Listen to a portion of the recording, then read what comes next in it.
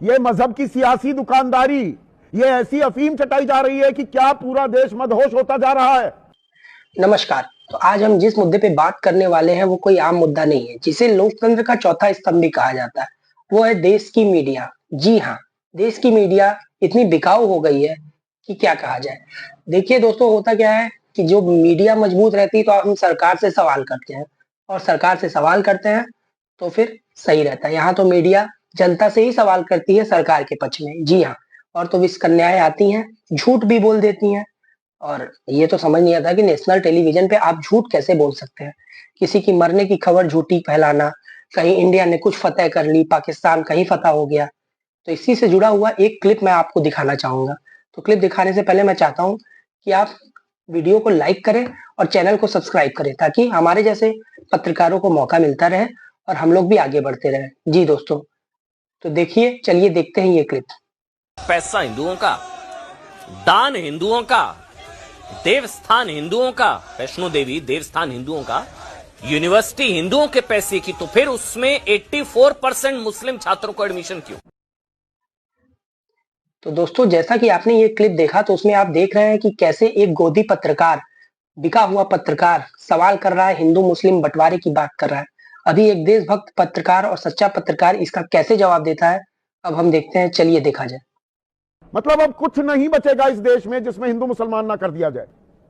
वहां पर श्री माता वैष्णो देवी एक मेडिकल कॉलेज चलता है, 50 सीटें उसमें। इस मेडिकल कॉलेज का जो पैसा आता है, वो जो माता वैष्णो देवी को श्रद्धालु भक्त लोग चंदा देते हैं, उसमें से पैसा आता है। तू समझा? हाँ। नहीं, तू समझा नहीं।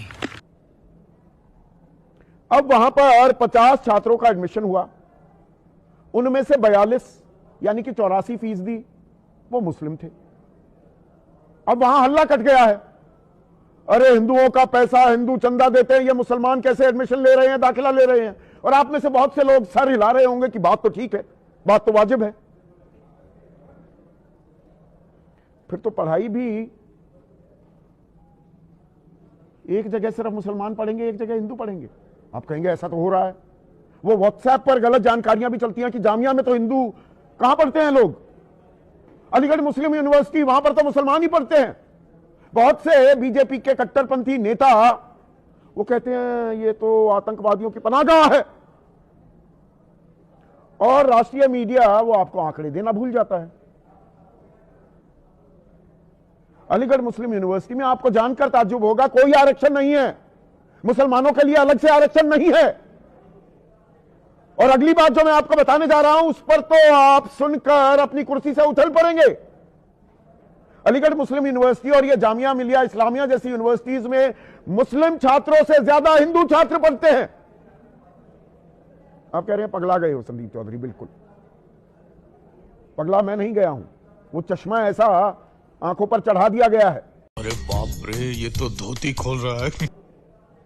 और अगली बात जो मैं आपको बताने जा रहा हूं, उस पर तो आप सुनकर अपनी कुर्सी से उछल पड़ेंगे।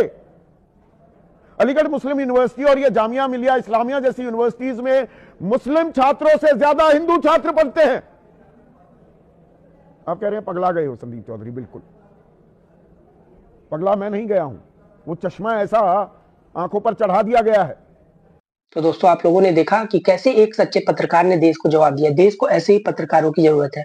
जी हाँ, तो दोस्तों, चैनल को लाइक कीजिए, सब्सक्राइब कीजिए, और तो और जितना प्यार हो सके उतना प्यार दीजिए। जी धन्यवाद, नमस्कार।